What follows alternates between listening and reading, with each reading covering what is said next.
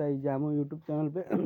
आज की क्लास में देखेंगे कलिंग युद्ध 261 ईसा पूर्व से संबंधित महत्वपूर्ण तथ्यों को। कलिंग का युद्ध कब हुआ था? कलिंग का प्रख्यात युद्ध सम्राट अशोक और कलिंग के राजा अनंत नाथन के बीच 261 से 262 ईसा पूर्व में भुवनेश्वर से 8 किलोमीटर दक्षिण में दया नदी के किनारे लड़ा गया था।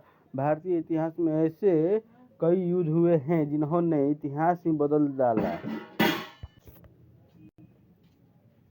ऐसा ही एक युद्ध था कलिंग युद्ध। इसने भारतीय इतिहास के पूरे कालखंड को ही बदल कर रख दिया था। इस युद्ध को भारतीय इतिहास का भीषणतम युद्ध कहा जाता है। चक्रवर्ती सम्राट अशोक ने अपने राज्याभिषेक के 8वें वर्ष 261 ईसा पूर्व 261 ईसा पूर्व में कलिंग पर आक्रमण किया था। कलिंग विजय उसकी आखिरी विजय थी। युद्ध की विनाशलीला ने सम्राट को शोकाकुल बना दिया और वह प्रायश्चित करने के प्रयत्न में बौद्ध विचारधारा की ओर आकर्षित हुआ।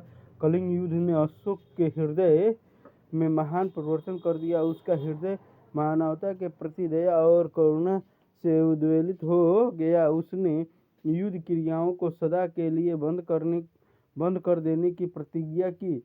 यहाँ से आध्यात्मिक और धर्म विजय का युग शुरू हुआ और उसने बौद्ध धर्म को अपना धर्म स्वीकार किया। कलिंग का इतिहास। वर्तमान उड़ीसा राज्य प्राचीन काल में कलिंग के नाम से प्रसिद्ध था। पहले यह नंद वंश के शासक महापद्नंद के साम्राज्य का एक अंग था। कुछ समय के लिए मगध साम्राज्य से अलग हो गया था, परंतु अशोक ने गद्दी पर बैठने के 8वें वर्ष इसे पुनः जीत लिया। इस युद्ध में कलिंगवासियों ने अशोक की सेना का असाधारण प्रतिरोध किया।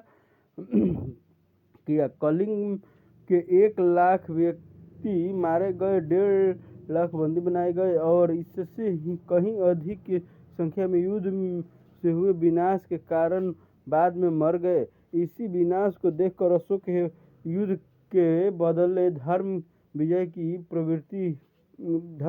ओर प्रवृत्त हुआ था। धौलागिरी नामक स्थान पर जहां अशोक की सेना का शिविर था और बाद में जहां उसने बौद्ध धर्म की दीक्षा ली थी, अब एक आकर्षक स्तूप, मंदिर और शिलालेख विद्यमान है। आगे की शताब्दियों में कलिंग ने अनेक परिवर्तन देखे। कभी खारवेल यहाँ के शासक बने तो कभी यह गुप्त साम्राज्य में मिला। 6वीं से 7वीं शताब्दी में थोड़े समय के लिए यहाँ की सत्ता हर्षवर्धन के हाथों में भी रही। अनंत वर्मा चोडगंग, जो पूर्वी गंग वंश का प्रमुख राजा था, उसने कलिंग पर 71 वर्ष 1076 से 1147 ईस्वी तक राज्य किया। राज्य के कलिंग युद्ध के प्रमुख कारण। कलिंग पर विजय प्राप्त अशोक अपने साम्राज्य में विस्तार करना चाहता था। सामरिक दृष्टि से देखा जाए तो भी कलिंग बहुत महत्वपूर्ण था। स्थल और समुद्र दोनों मार्ग से दक्षिण भारत को जाने वाले मार्गों पर कलिंग का नियंत्रण था। यहाँ से दक्षिण पूर्व देशों से आसानी से संबंध बनाए जा सकते थे। कलिंग युद्ध के परिणाम मौर्य साम्राज्य का विस्तार हुआ। इसकी राजधानी तोसली बनाई गई। इसने अशोक की साम्राज्य विस्तार की नीति का अंत कर दिया। इसने अशोक के जीवन पर बहुत प्रभाव डाला। उसने अहिंसा, सत्य, प्रेम, दान, परोपकार का रास्ता अपना लिया। अशोक बौद्ध धर्म का अनुयायी बन गया। उसने बौद्ध धर्म का प्रचार भी किया। उसने अपने संसाधन प्रजा की भलाई में लगा दिए। उसने धर्म की स्थापना की। उसने दूसरे देशों से मैत्रीपूर्ण संबंध बनाए। कलिंग युद्ध मौर्य साम्राज्य के पतन का कारण बना।